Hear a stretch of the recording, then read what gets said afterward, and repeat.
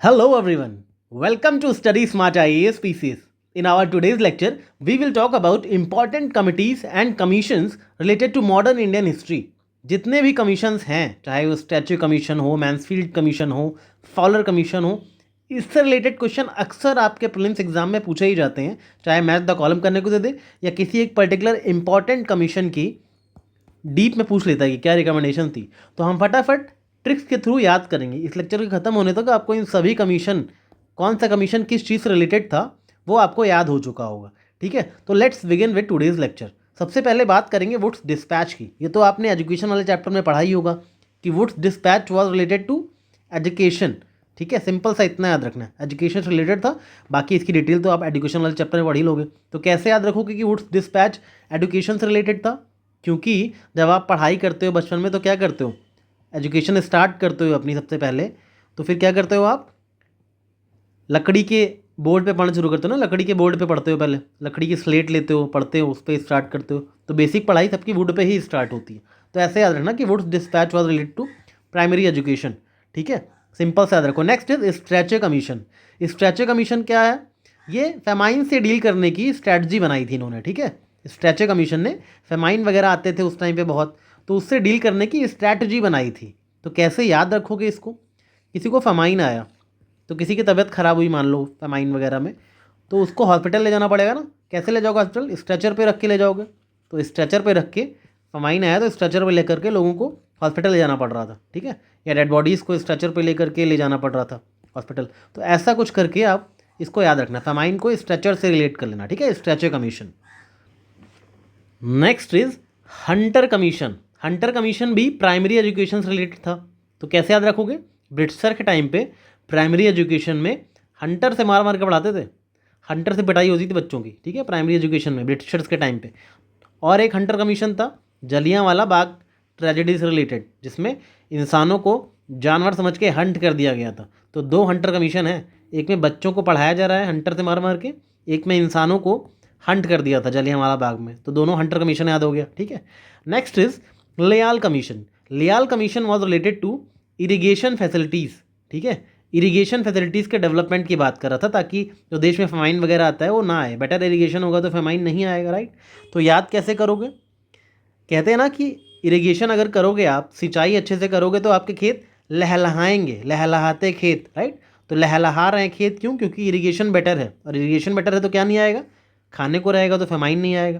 तो इस तरह से लयाल कमीशन को आप लहलहाते हुए खेत से याद रखना, इरिगेशन फैसिलिटीज से। ठीक है, अच्छा आप सोच रहे होगे कि सर गवर्नर जनरल और वाइसरॉय तो बता ही नहीं रहे। तो बिल्कुल नहीं बताऊंगा, याद ही नहीं करना है। लास्ट मोमेंट पे दिमाग में प्रेशर नहीं डालना। ये नहीं पूछेगा कभी कि कौन से गवर्नर जनरल टाइम पे कौन सा कमीशन आया था। बस यही पूछेगा वो कि कौन सा कमीशन किस चीज़ से रिलेटेड था। ठीक है, ये नहीं याद करना है, इसको भूल जाओ। ठीक है, ये तब याद करते हैं जब आप स्टार्टिंग में, अभी एग्जाम को 1 साल बचा हुआ है तो बैठ के याद कर लो, अभी नहीं करना है, right. Next is Mansfield commission. Mansfield commission was actually related to currency. Actually होता क्या था उस टाइम पे, इंडिया में सिल्वर करेंसी चलती थी, जिसकी वजह से सरकार पे बहुत प्रेशर पड़ रहा था, बहुत खर्चा पड़ रहा था। तो एक कमीशन बिठाया गया जांच करने के लिए, क्या सिल्वर करेंसी को यूज़ करना सही है। तो इसी मैंसफील्ड कमीशन की इन्वेस्टिगेशन हुई कि सिल्वर करेंसी को ज़रा इन्वेस्टिगेट करो, ये सही है कि नहीं हमारे सिस्टम के लिए। तो इसी के रिकमेंडेशन पे 1892 में इंडिया में सिल्वर करेंसी को बैन कर दिया गया। इंडिया में सिल्वर करेंसी को बैन कर दिया गया। ठीक है, इसी कमीशन की रिकमेंडेशन में, मैंसफील्ड कमीशन की रिकमेंडेशन पे। तो याद रखना कि सिल्वर करेंसी को बैन किया गया था मैंसफील्ड कमीशन की रिकमेंडेशन पे। ठीक है, कैसे याद रखोगे? बहुत सारे मैन को फील्ड में भेजा गया, बहुत सारे मैन को फील्ड में भेजा गया कि जाके सिल्वर करेंसी को इन्वेस्टिगेट करो। ठीक है, बस इतना याद रखना। इन्वेस्टिगेशन के लिए मैंस को फील्ड में भेजना पड़ता है ना, तो करेंसी की इन्वेस्टिगेशन के लिए भेजा गया था। Next is Aitchison commission which was related to scheme for fulfilling the claims of Indians to higher and more extensive employment in public services. Mainly public services में इंडियंस का पार्टिसिपेशन बढ़े, इसकी रिकमेंडेशन लेके आए थे एचिंसन कमीशन। तो ये थोड़ा सा इंपॉर्टेंट है, इसमें यूपीएससी थोड़ा डीप में भी पूछ सकता है। तो याद रखना, इसमें सबसे बड़ी बात जो बोली थी वो ये थी कि Indians should be allowed in all government services. ठीक है, in all government services Indians should be allowed, ये बात बोली सबसे पहली। दूसरी बात इन्होंने ये बोली कि category of civil services, category of civil services should be divided into 3 parts. कौन कौन से 3 पार्ट्स में डिवाइड होना चाहिए सिविल सर्विसेज? सबसे पहला पार्ट है इंपेरियल पार्ट। ठीक है, और दूसरा पार्ट है प्रोविंशियल पार्ट, और तीसरा पार्ट है सबऑर्डिनेट पार्ट। अगर आप चाहो तो रनिंग नोट्स बना सकते हो मेरे साथ साथ, ठीक है। तो एचिंसन कमीशन ने सर्विसेज को, सिविल सर्विसेज को 3 पार्ट्स में डिवाइड करने की बात की थी और बोला था इंडियंस को भी गवर्नमेंट सर्विसेज में प्रॉपर हिस्सेदारी मिलनी चाहिए। तो एचिंसन कमीशन सर्विसेज से रिलेटेड था। ये कैसे याद रखोगे, आप अच्छे सन कब कहलाओगे, अच्छे सन तभी कहलाओगे जब आप सर्विसेज में एंट्री लोगे। अच्छे सन कमीशन, जब आप इंडियंस को सर्विसेज मिलेंगी तभी तो आप अच्छे सन कहला पाओगे। तो इस तरह से इसको याद रख लेना। Next is Fowler commission. Fowler commission was again related to currency. मतलब फाउलर कमीशन करेंसी से है, कैसे याद रखोगे। सपोज फेक करेंसी को डिटेक्ट करने के लिए कोई बना, फेक करेंसी चलती है बहुत, उसको डिटेक्ट करने के लिए बनाया गया। फेक करेंसी मतलब फाउल प्रैक्टिस है ना, एक फेक करेंसी को यूज़ करना, it's kind of a foul practice. तो इस तरह से याद रखना। Next is MacDonnell commission. MacDonnell commission was related to investigation events of Bengal famine. Bengal में फेमाइन आया था, उसको इन्वेस्टिगेट करने के लिए था। तो बंगाल में फेमाइन क्यों आया था, क्योंकि वहाँ पे लोगों को बर्गर नहीं मिला था, मैकडोनल्ड्स का बर्गर नहीं मिला था, इसलिए फेमाइन आया था। तो मैकडोनल्ड्स का बर्गर नहीं मिला इसलिए बंगाल में फेमाइन आ गया। ये चीज़ ऐसे याद रखना, ठीक है। Next is Raleigh commission. Raleigh commission was related to reforms in universities. Universities के रिफॉर्म्स से रिलेटेड था रैले कमीशन। तो रैले कमीशन कैसे याद रखोगे कि यूनिवर्सिटीज़ से रिलेटेड था, क्योंकि कभी भी आप यूनिवर्सिटीज़ में जाते हो, फीस पे करते हो, तो आप डिसाइड करना होता है कि आप यूनिवर्सिटी के हॉस्टल में रहोगे या आप बाहर रहोगे। तो जैसे ही आप बोलते हो कि मैं तो बाहर रहूँगा, मुझे यूनिवर्सिटी के हॉस्टल में नहीं रहना, मुझे इंडिपेंडेंट रहना है, मैं बाहर रहूँगा, तो यूनिवर्सिटी वाले क्या बोलते हैं, अरे यूनिवर्सिटी के हॉस्टल में ही रह ले, यूनिवर्सिटी के हॉस्टल में ही रह ले, ठीक है। तो यूनिवर्सिटी में रह ले, रैले कमीशन यूनिवर्सिटी में ही रह ले, हॉस्टल में ही रह ले, बाहर मत जा, ठीक है। तो रैले कमीशन को इस तरह से याद रखना। Fraser commission related to police reforms. Police के पास क्या होती है, लेज़र गन होती है, माउजर गन होती है। तो it's also sounds like Fraser also sounds like some gun, right. Fraser, laser, Mauser, तो ऐसे याद रखना, पुलिस रिलेटेड था। सिंपल सी चीज़ें ऐसे कनेक्ट करके याद कर लिया करो, फिर कभी नहीं भूलोगे। Next is Sadler commission. Sadler commission was also related to improving the university infrastructure, और सेपरेट करना था सेकेंडरी एजुकेशन को, ठीक है, फ्रॉम यूनिवर्सिटी एजुकेशन से। दोनों को सेपरेट करना था, सेकेंडरी एजुकेशन को यूनिवर्सिटी एजुकेशन से। तो बस इतना याद रखना कि यूनिवर्सिटी एजुकेशन से बहुत ही सैड थे, सैडलर एजुकेशन यूनिवर्सिटी एजुकेशन से बहुत ही सैड थे, तो उसको सेकेंडरी एजुकेशन से अलग करना चाहते थे, ठीक है। Sadler commission. Hunter committee report बता ही दिया, जलियांवाला बाग से थी, और दूसरी प्राइमरी स्कूल में हंटर मारते थे। Next is Lee commission. Lee commission civil services में रिफॉर्म से रिलेटेड था। ये भी थोड़ा इंपॉर्टेंट है, इसको डिटेल में देख लो, इसने क्या क्या रिकमेंडेशन दी थी। सबसे पहली रिकमेंडेशन जो ली कमीशन की थी वो ये थी कि इन्होंने ही सबसे पहले बात की थी पब्लिक सर्विस कमीशंस की एट सेंट्रल लेवल। एक सेंट्रल लेवल पे पब्लिक सर्विस कमीशन होना चाहिए, सबसे पहली रिकमेंडेशन इन्हीं की थी। और इन्हीं की रिकमेंडेशन पे 1935 के एक्ट में पब्लिक सर्विस कमीशन बनाया गया, जो कि बाद में चल के यूपीएससी बना, और इसको कॉन्स्टिट्यूशनल स्टेटस मिला। कॉन्स्टिट्यूशनल स्टेटस कब मिला यूपीएससी को, 1950 में। याद रखना कि ये जो यूपीएससी की तैयारी कर रहे हो, सबसे पहले इसकी रिकमेंडेशन ली कमीशन ने ही दी थी। ली कमीशन की और एक रिकमेंडेशन ये थी कि जो सिविल सर्विसेज हैं, सिविल सर्विसेज को 3 पार्ट में कैटेगराइज किया जाए, 3 पार्ट में कैटेगराइज किया जाए। कौन कौन से 3 पार्ट में कैटेगराइज किया जाए, सबसे पहला पार्ट होगा ऑल इंडिया सर्विसेज, दूसरा पार्ट होगा सेंट्रल सर्विसेज, और तीसरा पार्ट होगा प्रोविंशियल सर्विसेज। ठीक है। इन तीनों पार्टों में आपको सिविल सर्विसेज को डिवाइड करना, ये ली कमीशन की रिकमेंडेशन थी। अब आप याद कैसे रखोगे कि Lee commission was related to civil services, ऐसे याद रखना, जब आप सिविल सर्विसेज की तैयारी करते हो और मान लो अपने घर जाते हो, तो लोग आपसे क्या पूछते हैं, बेटा तुमने कौन सी कोचिंग ली, ठीक है, बस कौन सी कोचिंग ली, तो आप बोलते हो स्टडी स्मार्ट IAS PCS, ठीक है। तो सिविल सर्विसेज के रिफॉर्म्स के लिए ली कमीशन याद रखना, आपने कौन सी कोचिंग ली, SSIP, ओके। मुद्दिमन कमीशन की बात करें तो ये जो डायरकी इस्टेब्लिश की गई थी ना 1919 वाले एक्ट में, डायरकी इस्टेब्लिश की गई थी, ठीक है, मतलब rule of two at same level पे 2 लोगों का रूल होगा, एक तो इलेक्टेड मिनिस्टर्स का भी होगा और गवर्नर का भी होगा, गवर्नर के काउंसिल का भी होगा। तो ये डायरकी इस्टेब्लिश की गई थी, तो इसको इन्वेस्टिगेट करने के लिए, एग्जामिन करने के लिए कि क्या ये सही वर्क कर रही है, मुद्दिमन कमेटी इसीलिए बिठाई गई थी। इसको याद कैसे रखोगे, डायरकी जो स्टेप था, सेम लेवल पे 2 गवर्नमेंट चल रही है, एक तो इलेक्टेड मिनिस्ट्रीज के पास है ट्रांसफर सब्जेक्ट और गवर्नर काउंसिल के पास है रिजर्व सब्जेक्ट। तो ये बहुत ही मूडी सा स्टेप लग रहा था कि ये कैसा स्टेप है, प्रोविंसेस में डायरेक्टरी क्यों इस्टेब्लिश कर रखी है, बहुत ही मूडी सा स्टेप था।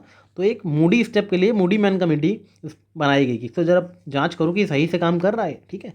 नेक्स्ट इज बटलर कमीशन, ठीक है। Butler commission was related to Indian princely states के कैसे रिलेशन हो ब्रिटिश क्राउन के साथ, उससे रिलेटेड। मतलब बेसिकली प्रिंसली स्टेट्स को बटर लगाने के लिए ये कमीशन बनाया गया था, प्रिंसली स्टेट्स को बटर लगाने के लिए, राइट। अब इन तीनों के, इन चारों के नाम भी याद रखना क्योंकि ये थोड़ा सा ज़्यादा मॉडर्न इंडिया में आ गया हो, ठीक है। 1920s के बाद हर चीज़ का ईयर भी याद रखा करो क्योंकि यहाँ से ईयर क्रोनोलॉजी पूछ सकते हैं। सबसे पहले ली कमीशन हुआ, सिविल सर्विसेज बनी, फिर मोडी मैन कमेटी आई जिसने 1990 में जो डायरेक्टरी इस्टेब्लिश हुई थी उसको एग्जामाइन किया। फिर बटलर कमीशन आया 1927 में जिसने प्रिंसेस को बटर लगाना शुरू किया। And next is Simon commission, ये तो जग जाहिर है क्यों आया था, वही गवर्नेंस को पूरे 1919 के एक्ट को एग्जामिन करने की अब अगला रिफॉर्म लाना है, ठीक है। ये बड़ा बवाल हुआ था, गो बैक साइमन, और फिर लाला लाजपत राय पे लाठी पड़ी थी, ये सब तो again it's a history. But Simon commission की कोई ट्रिक की ज़रूरत नहीं है, बहुत फेमस है, 1927 में आया था, इतना याद रखना। To investigate the governance in India कि क्या क्या नए रिफॉर्म्स लाने चाहिए, वो सब चीज़ें, ठीक है। उसका एक वाइट पेपर तैयार करना था। Next is Hartog commission. Hartog commission was related to development of education, education को डेवलप करना था। अगेन हार्टोग कमीशन भी एक एजुकेशन रिलेटेड कमीशन ही है, तो एजुकेशनल चैप्टर अपने पढ़ा ही होगा ये, फिर भी एक बार देख लो यहाँ पे। एजुकेशन डेवलप करोगे, अभी जैसे आप पढ़ रहे हो, आपका सिलेक्शन नहीं हो रहा है, तो आपके ऊपर एक हार का टैग लगा हुआ है। हार का टैग तभी हटेगा जब आप अपनी एजुकेशन को और डेवलप करोगे और सिलेक्शन लोगे। जिस दिन सिलेक्शन ले लोगे उस दिन आपके ऊपर से ये हार का टैग हट जाएगा। तो हार्टोग डेवलपमेंट ऑफ एजुकेशन, इतना याद रखना, ठीक है। Whitley commission was related to labour reform से रिलेटेड। तो बस सिंपल सा है, ये लेबर वगैरह सोचते थे हमेशा कि हमेशा सारे लेबर, ये वाइट लोग लेबर क्यों नहीं बनते, वाइट लोग लेबर क्यों नहीं बनते, हमेशा ब्लैक लोग ही लेबर क्यों बनते हैं, ये उस टाइम का बहुत बड़ा क्वेश्चन हुआ करता था, ठीक है। तो बस व्हिटले रिलेटेड टू लेबर, ठीक है, मतलब वाइट लोग लेबर क्यों नहीं है, ऐसा करके बस को दिमाग में बिठा लो। अब ये जो ट्रिक्स मैं बता रहा हूँ ना, ये आपको चीज़ें लाइफ टाइम याद नहीं रहेंगी, मगर एटलीस्ट आपने ये वीडियो देख लिया तो आपको आपके एग्जाम तक तो ये नहीं भूलने वाला, इसकी मैं गारंटी लेता हूँ, ठीक है। नेक्स्ट इज अनएम्प्लॉयमेंट से रिलेटेड था सप्रू कमीशन। अब ये जो सप्रू कमीशन है ना, ये बहुत इंटरेस्टिंग है, क्यों, क्योंकि सप्रू कमीशन एक नहीं था, टोटल 3 थे, सप्रू कमिटीज़ थी, सप्रू कमीशन 3 बने थे। एक तो 1935 में अनएम्प्लॉयमेंट रिलेटेड था, एक 1934 में भी था, सप्रू कमीशन 1934 में भी था। तो 1934 वाला जो सप्रू कमेटी थी उसने क्या क्या चीज़ रिकमेंड की थी, एजुकेशन रिलेटेड, एजुकेशन, ठीक है, बेटर होनी चाहिए जिसमें फिक्स्ड नंबर ऑफ ईयर्स हों, एजुकेशन में फिक्स्ड नंबर ऑफ ईयर्स होने चाहिए, ऐसी रिकमेंडेशन दी थी। दूसरा कॉन्स्टिट्यूशनलिज्म पे जोर दिया था, कॉन्स्टिट्यूशनलिज्म पे जोर दिया था, ठीक है। अब अगर आपने मेरा पॉलिटी एंड बदल वाला लेक्चर देखा है तो आपको पता है कॉन्स्टिट्यूशनलिज्म मतलब फंडामेंटल राइट्स होने चाहिए, फ्रीडम ऑफ एक्सप्रेशन होना चाहिए, इन सब चीज़ों की बात की थी सप्रू कमीशन ने, ठीक है, 1934 में ही बात कर दी थी। नेक्स्ट इज यूनिवर्सल सफ्रेज, सबको वोटिंग का अधिकार मांगा था सबसे पहले किसने, सप्रू कमीशन ने। तो याद रखना सप्रू कमेटी की डिटेल भी पूछी जा सकती है, इन तीनों में से कोई भी एक पूछ लेगा, सारे ऑप्शन सही करना, ठीक है।